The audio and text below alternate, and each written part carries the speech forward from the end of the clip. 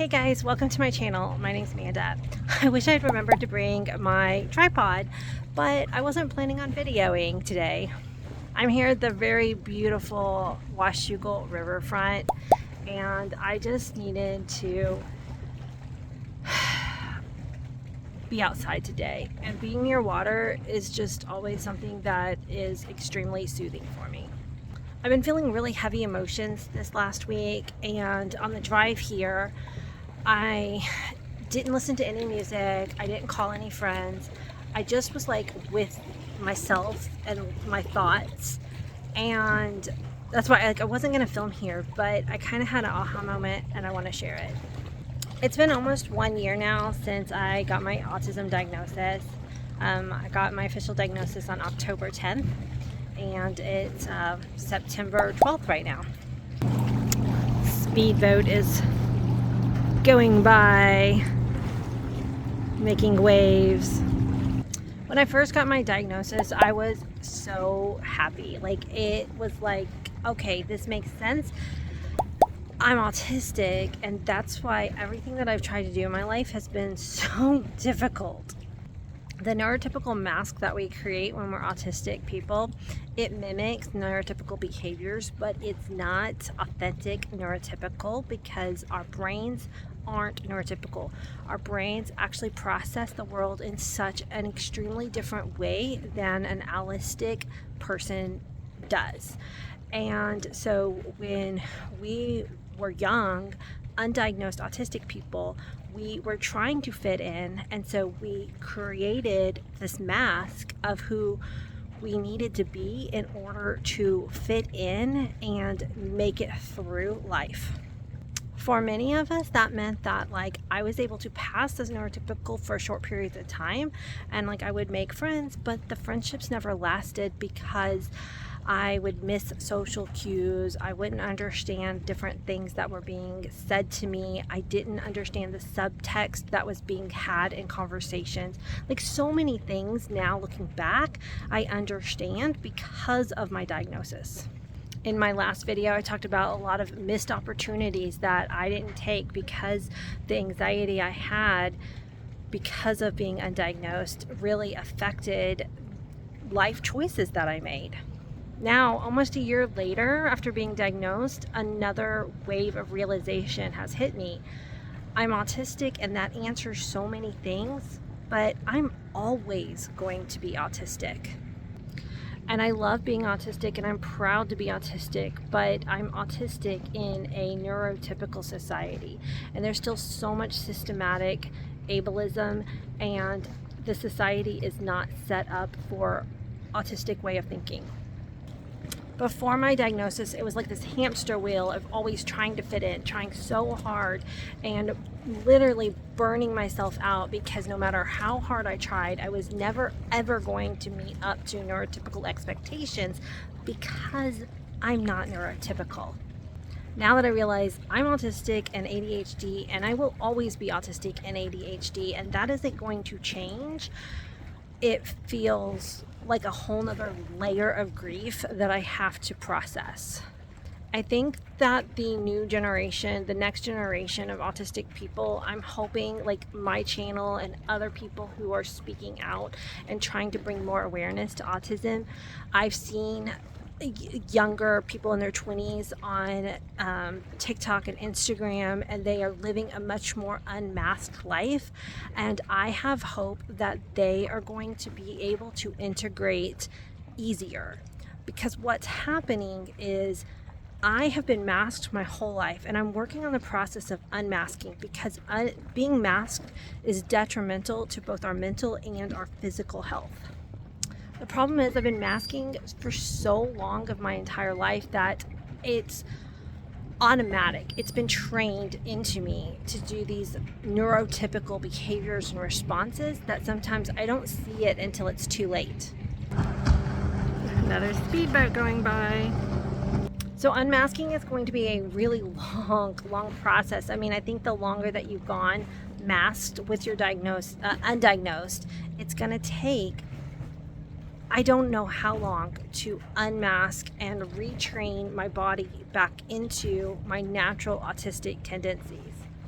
my automatic way of being is still very much mimic neurotypical, but that is not good for me. It causes so much anxiety when I have to just like, oh my gosh, I know this is weird and I just need to hide it. Like, for instance, I have a field trip coming up with my kids this next Monday, and I knew I had to ask a bunch of questions that a neurotypical person probably wouldn't ask, but I had to ask them because I needed clarity around what to expect on this field trip for both me and my autistic kids. It's uncomfortable. I don't like it. I don't like being weird, but I know that if I didn't have these answers, then it's just going to cause me that much more anxiety on Monday, which would cause my kids to have anxiety, which is just a cyclical problem.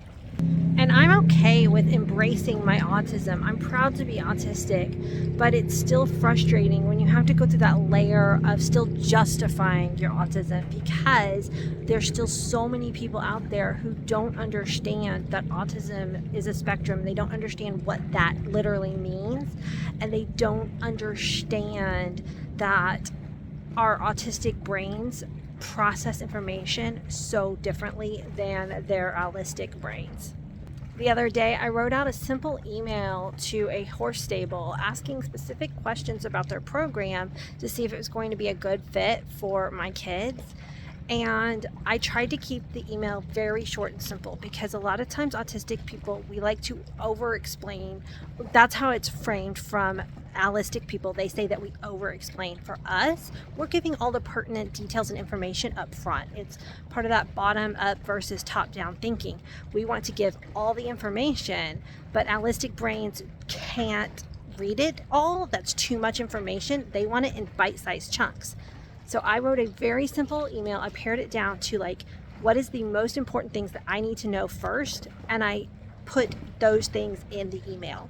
The email I got back didn't answer either of the two questions that I picked out. Did not answer them at all. So I wrote back and I said, I'm sorry, you didn't answer my questions. These are the two questions that I really need answered. And they literally did per my last email, and then wrote down all the stuff that they had put in that email back to me.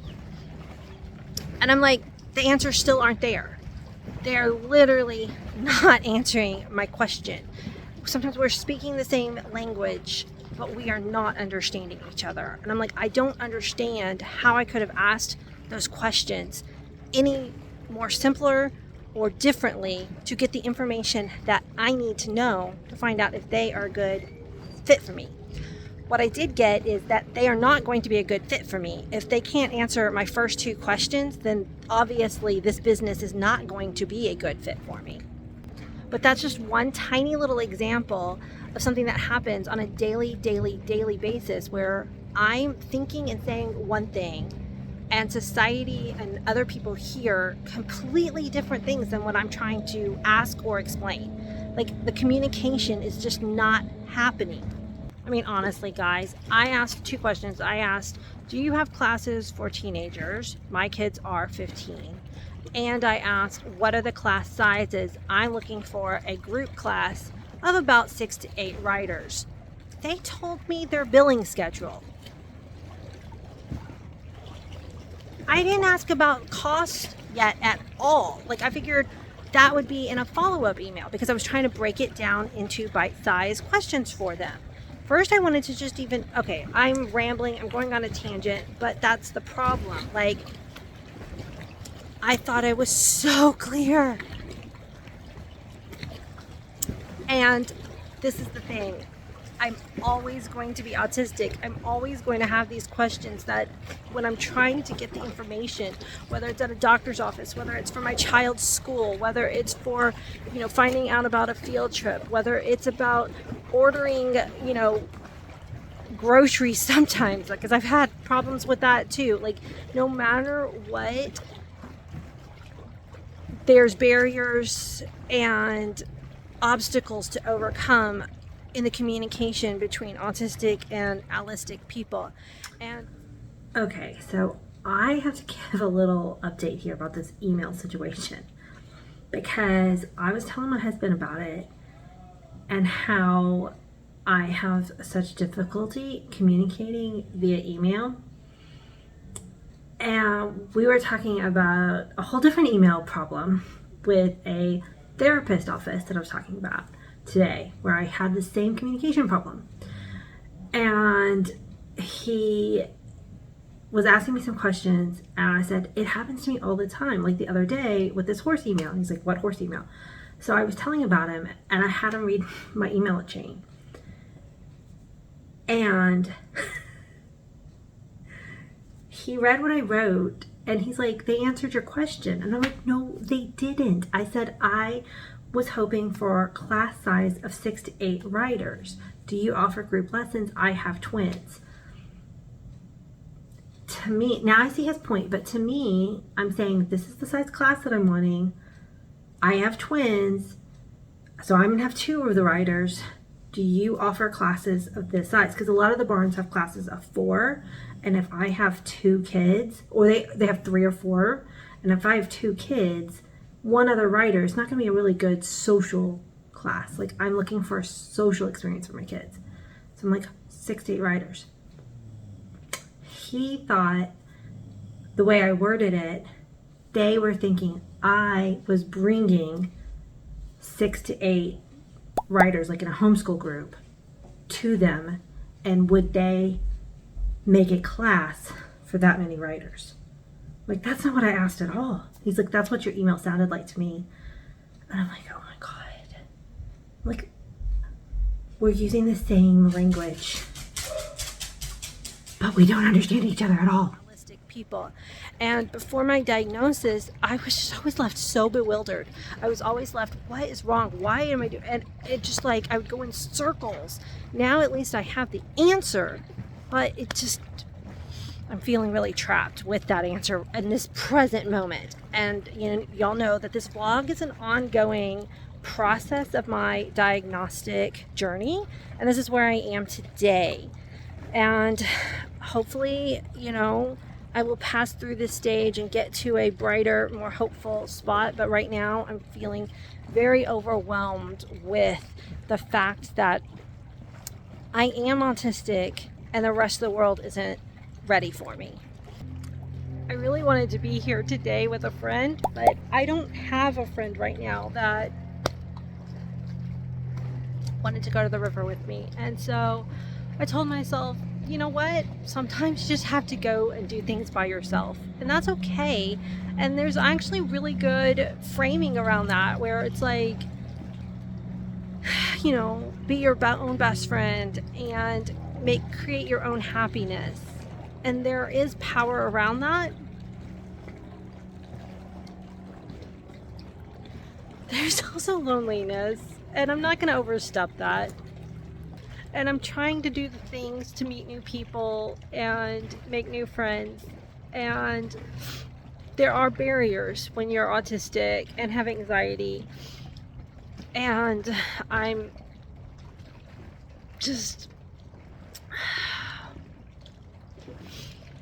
working through them, and it's going to take time. And to be clear, I do have friends, and I have some really great friends. But I need more because I'm so extroverted. And as adults, we all lead very busy lives. And so I can't always just count on my friends to be there for me anytime I need them. That's why I came here today. It's like I can do things and find happiness on my own. And I'm beyond grateful that I even have the opportunity to be sitting here on a dock on a weekday by myself. That's a privileged place to be, and I want to acknowledge that too. I'm one of the many autistic people who can't hold a job, and I'm very, very lucky that right now in my life, I don't have to have one. It's another common autistic trait is that we often can just see so many different sides of an issue that we play devil's advocate against ourselves often. Like, I can't even have a really good deep pity party because as soon as I start to have a pity party, then I realize that I'm privileged to do so. And I do say that with a little bit of humor in my voice. Anyway, guys, thank you so much for coming to the river with me, because I've really just appreciated having someone to talk to while I'm here enjoying the water. Bye. Ooh, it's cold, it's cold, it's cold, it's cold. Pacific Northwest water is very, very cold.